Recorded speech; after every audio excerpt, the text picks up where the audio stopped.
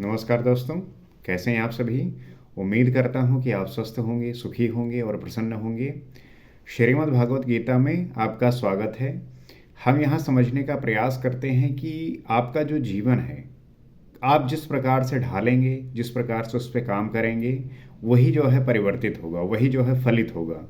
आप सोचते होंगे कि जो चीज़ें देख रहे होते हैं, जो चीज़ें हो रही होती हैं, उसके पीछे कितना आप कार्य किए होते हैं, कितना जो है उसके प्रति आपका समर्पण है, ये सब चीज़ें बहुत मायने रखती हैं। और बहुत ऐसी चीज़ें होती हैं, बहुत ऐसी डीप चीज़ें होती हैं जिसे आप समझते हैं कि जो दिख रही हैं है वैसी, लेकिन उसके पीछे का जो प्रक्रिया है, जो प्रोसेस है, वो शायद आपको नहीं समझ में आ रहा होगा। या बहुत सारी ऐसी चीज़ें होती हैं जो घटती हैं, लेकिन उसके परिणाम स्वरूप जो होना चाहिए, जो दिखता है, वो होता नहीं है। तो इसी बात पे जानने के लिए, इसी बात का समर्थन करने के लिए हम इस बात को समझ सकते हैं कि जो चीज़ें हो रही हैं और जो होनी चाहिए, उसमें आपकी कितनी भागीदारी है। बहुत ऐसी चीज़ें होती हैं जिसके बारे में आप अपने आप को किस तरीके से देखते हैं, वो बहुत महत्वपूर्ण है। तो जैसे कि हम जिस समाज में रह रहे हैं, इसी समाज में अलग अलग तरीके के लोग रहते हैं। बहुत लोग ऐसे हैं कि जिनका जो थॉट प्रोसेस है या जो जिस तरीके से सोचते हैं, ये बहुत मायने रखता है। किसी का है कि मुझे जो है कुछ ही चीज़ मिल जाए, उसी में जो है जीवन संतुष्ट रहता है। कुछ लोगों के लिए एक ऐसा रहता है कि चीज़ें ठीक ठीक हों और उसमें जो है चीज़ें अपना व्यतीत करने की कोशिश करते हैं। कुछ लोग ऐसे होते हैं जो बहुत ज़्यादा अपने जीवन को उस स्तर पर लेके जाना चाहते हैं जहाँ पे वो सब कुछ एक्सेस कर सकें। तो इन सब स्थितियों में सभी के अलग अलग चैलेंजेस होते हैं। एक ऐसा व्यक्ति है जो ये है कि बस उसका खाना पानी का, रहने का, रोटी पानी का जुगाड़ हो जाए, वो उसी में संतुष्ट है और उसी के लिए वो प्रयास करता है। तो उसकी जो चुनौतियां हैं वो बस वहीं तक रहेंगी, बस उतने तक ही सीमित रहेंगी। उससे ज़्यादा वाला जो चाह रहा है, उसके लिए है कि मुझे ये फुलफ़िल हो जाए, रोटी मिल जाए, रहने को छत मिल जाए और एक समाज में अपनी जो है एक प्रतिष्ठा बना के रखे, आदर भाव बना रहे, वो बना के चलता है। एक ऐसी स्थिति आती है कि व्यक्ति को लगता है कि मैं जो है ज़्यादा एक्सेस कर पाऊँ। अगर एक नॉर्मल आदमी के पास एक गाड़ी है तो मेरे पास 4 गाड़ी हो, 5 गाड़ी हो। हमारे यहाँ ऐसे ही तो डिफरेंशिएट किया गया है कि एक गरीब आदमी है, एक मिडिल आदमी है और एक रिच आदमी है। तो गरीब वो है जो सिर्फ खाना खा पी रहा है, वो भी 3 टाइम का ठीक से नहीं। मॉल न्यूट्रिशन की कमी है, न्यूट्रिशन उसको उपलब्ध नहीं हो पा रहे हैं। उसका घर जो है ठीक नहीं है और डेली बेसिस पे काम करके जो है अपना जीवन यापन करता है। एक मिडिल क्लास है कि उसने जो है नौकरी कर ली है, नौकरी कर रहा है, घर बना लिया है, तीनों टाइम खाने की व्यवस्था है और समाज में एक जो है उसका दायित्व है, एक आदर्श है, उस बेसिस पे वो जो है चलता है। उसके बाद आते हैं रिच लोग जो चीज़ों को ज़्यादा एक्सेस कर पाते हैं, उनके पास ज़्यादा ज़्यादा अवेलेबिलिटी रहती है। तो हर एक वर्ग की जो है अपनी एक चुनौतियां हैं, अपने एक जो है लक्ष्य हैं, गोल हैं, वो पूरा करते हैं। कोई डेली बेसिस पे, कुछ कुछ महीनों के लिए, कुछ कई सालों के लिए। तो सबके जो है अपने चैलेंजेस उसके हिसाब से डिफाइन होते हैं। अब बात ये आती है कि क्या ये तीनों जो वर्ग के लोग हैं, ये क्या खुश हैं? क्या ये सदैव जो है आनंदित हैं? एक रिच आदमी है जिसके पास सब कुछ सुविधा है, उसके बावजूद भी वो परेशान है। एक गरीब आदमी है जिसके पास सब कुछ सुविधा नहीं है, उसके बाद भी वो परेशान है। एक मिडिल आदमी है कि सब कुछ ओके ओके है, लेकिन वो ज़्यादा पाने की चाह में और खो न जाने की चाह में वो परेशान है। तो तात्पर्य यह है कि आप किसी भी वर्ग में जाइए, आप देखेंगे कि लोग जो है, ऐसी बात नहीं है कि हर एक वर्ग में सुख का जो है आता है, उसको सुख मिलता है, उसको सुख प्राप्त होते रहते हैं। लेकिन आप देखेंगे कि लोग जो है उस सुख की प्राप्ति के लिए ज़्यादातर जो है अपना जो वक्त है वो कहीं ना कहीं कष्ट में और दुख में गुजारते हैं। तो वो कष्ट और दुख गुजारने की वजह से उनका जो जीवन है वो इस तरीके से क्रिएट हो जाता है कि फिर वो जो है जो प्राप्त करना चाहते हैं उसके प्रति उनका जो ध्यान है, जो उनकी समझ है, वो कहीं ना कहीं वो नहीं समझ पाते कि जो मुझे चाहिए जीवन में, अगर वो ऐसा है कि अगर ये करते हुए मुझे नहीं मिल रहा है तो ऐसा क्या है जो मैं ऐसा करूं कि जो मुझे प्राप्त करना है वो मुझे सदैव मिलता रहे। तो उसका बस एक ही उपाय है कि आप जो है चीज़ों को समझने का प्रयास करने लगिए, ध्यान में आ जाइए, होश में आ जाइए। जो आप कर रहे हैं उसके प्रति आपकी सार्थकता हो, यथार्थ स्थिति में आके चीज़ों को आइडेंटिफाई करने लगें। So this is the only way that you can find your self in peace. यही एक रास्ता है और कोई दूसरा रास्ता नहीं है कि जब आप उस चीज़ को समझ गए कि हाँ यही है, यही जानना है, यही प्राप्त करना है और ये मुझे मिल रहा है किसी भी सिचुएशन में, तब फिर आपकी जो ये बेचैनी परेशानी होती है ये ख़त्म होने लगेगी। तो श्री कृष्ण ने अर्जुन को यही सारे जो तथ्य हैं कि कैसे जो है चीज़ें हम कन्वर्ट कर सकते हैं, कैसे बदल सकते हैं और नज़रिए का जो फ़र्क है वो कैसे जो है हम डिफ़ाइन कर सकते हैं, इसे जो है बताया है, इसे समझाया है। तो आइए उसी बात को समझने का प्रयास करते हैं और जानते हैं कि श्री कृष्ण ने अर्जुन को किस प्रकार से वो बातें बताई हैं। प्रकृतिम स्वाम वाष्टभा विसृजामि पुनः पुनः भूतग्रामम इमं कृतृष्णम वशम प्रकृतेर वशात।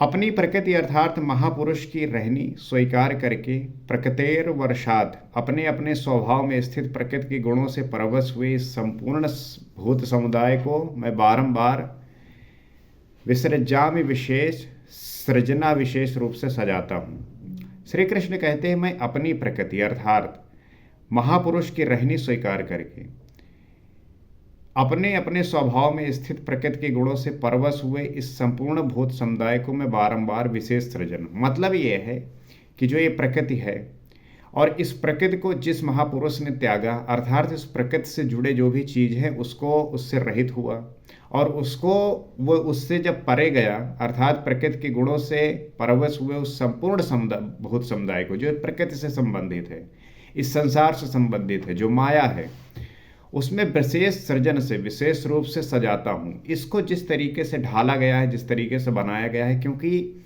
जो सृजन है और जो विनाश है वो ईश्वर के ही हाथ में पलता है, वही बनाता है और वही विनाश करता है। तो उन्हें अपने स्वरूप की ओर बढ़ने के लिए प्रेरित करता हूँ। अब कोई व्यक्ति, वो साधक इस प्रकृति के माया से निकलकर उस परम ब्रह्म परमेश्वर को प्राप्त करना है, उसको जानना है, तो उसे जो है मैं प्रेरित करता हूँ बढ़ने के लिए। तब तो आप इस कर्म से बंधे हैं। तात्पर्य क्या है कि कर्म से बंधे होने का क्या तात्पर्य है कि न चा मामतानि कर्माणि निबंधन्ति धनंजय उदासीन वदासीनम अक्तम तेषु कर्मसु।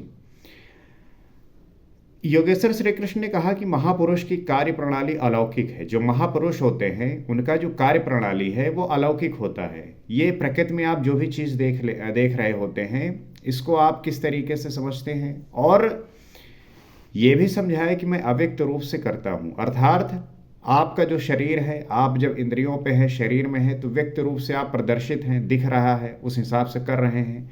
ईश्वर अव्यक्त रूप से कहता है, इसीलिए सभी व्यक्ति कहते हैं कि जो भी हो रहा है ईश्वर की कृपा से हो रहा है। यहाँ भी वही कहते हैं धनंजय, जिन कर्मों को मैं अदृश्य रूप से करता हूँ। तो यहाँ भी श्री कृष्ण यही बात कह रहे हैं अर्जुन से कि जिन कर्मों को मैं अदृश्य रूप से करता हूँ उनमें मेरी आसक्ति नहीं है, उसमें उसके प्रति आसक्ति होती ही नहीं, क्योंकि अदृश्य रूप से वो कर रहे हैं तो आसक्ति ठहरती नहीं है, नहीं हो सकती।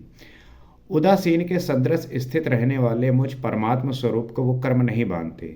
जिस प्रकार से एक महापुरुष उदासीन होता है, उदासीन का क्या मतलब है कि न सुख में जो है वो सुखी होता है, न दुख में जो है दुखी होता है, अर्थात वो हर एक परिस्थिति में एक होता है, जिसे हम स्थितप्रज्ञ कहते हैं। तो उदासीन के सदृश स्थित रहने वाले मुझ परमात्मा स्वरूप को वो कर्म नहीं बांधते। इसलिए आप देखेंगे कि जो ऐसे व्यक्ति होते हैं वो सदैव शांत होते हैं, बिल्कुल धैर्यवान होते हैं। तो वो जो है इस कर्म में बंधते नहीं, और क्योंकि कर्म के परिणाम में जो लक्ष्य मिलता है उसमें मैं स्थित हूँ, उस परिणाम में जो लक्ष्य मिलता है उसमें मैं जो है स्थित रहता हूँ, अर्थात उसके परिणाम स्वरूप जो फल प्राप्त होगा उसके प्रति मेरी जो उत्कंठा है, जो चिंता है, वो व्याप्त नहीं होगी।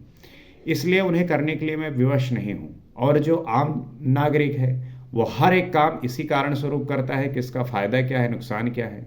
लेकिन जो स्थित प्रज्ञ है, जो महापुरुष है, जो महान आत्मा है, जो ईश्वर में स्थित है, जो परम धाम को प्राप्त हुआ है, उसका जो है इसमें किसी भी प्रकार का विवश नहीं होता। ये तो स्वभाव के साथ जुड़ी प्रकृति के कार्यों का प्रश्न था।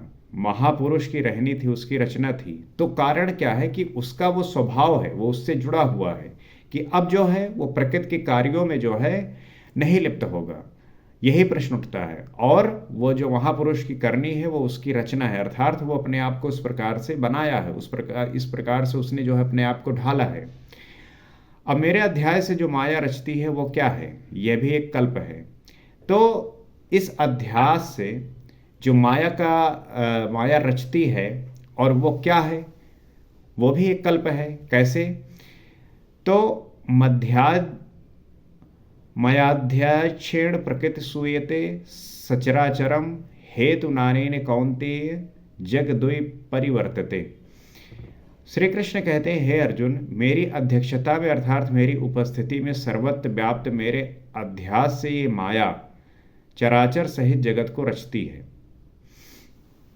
तो कहते हैं अर्जुन से कि मेरी अध्यक्षता में अर्थात मेरी उपस्थिति में ये जो सर्वत्र व्याप्त है, ये मेरे अध्यास से जो ये माया है, त्रिगुणमयी प्रकृति है, अध्यष्टता मूल प्रकृति है, चेतन दोनों, तो ये चराचर सहित जगत को रचती है। जो क्षुद्र कल्प है, इसी कारण से यह संसार आवागमन के चक्र में घूमता है। तो इस कल्प के द्वारा, इस क्षुद्र कल्प से जो है, इसके कारण ये संसार जो है आवागमन के चक्र में घूमता रहता है। और प्रकृति का क्षुद्र कल्प जिसमें काल का परिवर्तन है, मेरे अध्यास से प्रकृति ही करती है। अर्थात जो प्रकृति का क्षुद्र कल्प है जिसमें काल का परिवर्तन होता है, आप देखते होंगे कि कैसे समय बदलता है, कैसे चीज़ें बदलती हैं, तो मेरे अध्यास से प्रकृति ही करती है, वो ईश्वर की कृपा से, और उसके द्वारा ही ये सब चीज़ें जो है हो रही होती हैं। मैं नहीं करता, किंतु 7वें श्लोक में निर्दिष्ट कल्प आराधना का संचार एवं पूर्ति पर्यंत मार्गदर्शन वाला कल्प महापुरुष स्वयं करते हैं। लेकिन जो निर्दिष्ट कल्प आराधना का संचार है, जो पूर्ति पर्यंत मार्गदर्शन वाला जो कल्प है, उसमें महापुरुष वो स्वयं रचता है और उस चीज़ को वो उस तरीके से बनाता है। तो एक स्थान पर वो स्वयं करता है जहाँ से वे विशेष रूप से सृजन करते हैं। अगर हम इसको सही तरीके से ये समझें कि जब वो करता है अर्थात स्थान पे वो स्वयं करता है, तो जहाँ पे वो विशेष रूप से सृजन करता है, एक स्थान पर तो वो स्वयं करता है जहाँ पे वो विशेष रूप से सृजन करता है, तो कर्ता प्रकृति है जो केवल मेरे अध्यास से यह क्षणिक परिवर्तन करती है। वो जो कर्ता करते हुए क्षणिक परिवर्तन होता है, टेम्परेरी डिफरेंसेस होते हैं, जो मैं बातें बताता रहता हूँ आपको, जिसमें शरीरों का परिवर्तन, काल परिवर्तन, युग परिवर्तन इत्यादि आते हैं। तो इसमें ये जो परिवर्तन संभव होता है, ये जो हो रहा होता है, उसमें वो शरीर का परिवर्तन, काल का परिवर्तन और युग का परिवर्तन जो है संभव होता है। उसी से जो है ये परिवर्तित होता है। ऐसा व्याप्त प्रभाव होने पर भी मूल लोग मुझे नहीं जानते। तो ये जब व्याप्त होता है और इसका जो प्रभाव होने पर ये जो होता है, इसको जो मूढ़ व्यक्ति है वो नहीं समझ पाता। और उसका ना समझने का कारण यही है कि उसकी जो अंतर्दृष्टि है, उसकी जो चक्षु हैं देखने की, जानने की, उसमें वो विकसित नहीं हुई होती।